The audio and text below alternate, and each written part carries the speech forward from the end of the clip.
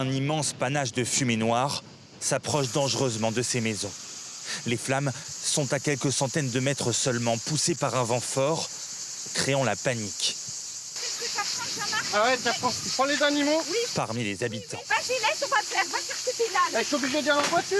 Oui. Dans ce quartier de Pouzol-Minervois, tout le monde doit évacuer à la hâte. Il y a encore des gens qui sont dans une maison, c'est tout, mon frère y va. Il faut les chercher. Cette habitante et son mari n'emportent que l'essentiel, dépités. La situation est plus que critique. Ils sont avec des lances à incendie, mais nous, on n'a rien. Ça fait que rester pour voir le désastre, ça ne m'intéresse pas. Fermer sa maison, la quitter alors que les flammes avancent. Un crève-cœur pour tous les habitants. En début d'après-midi, cette commune de l'Aude a subi une violente reprise du feu. Les Canadair et le Dash ont multiplié les largages. Des colonnes de pompiers sont venues protéger le village.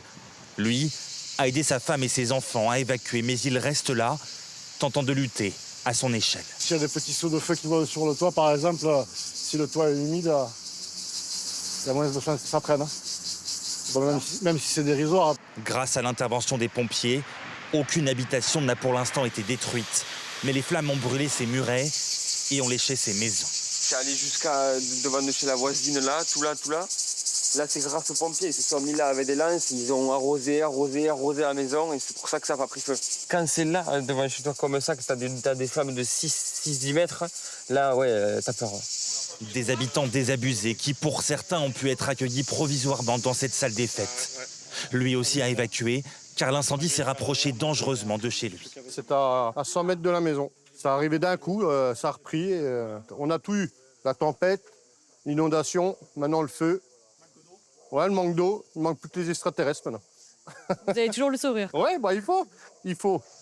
Ce soir, le massif jouxtant la commune est toujours en train de brûler, libérant ce panache de fumée, devenu le quotidien des habitants depuis plus de 24 heures.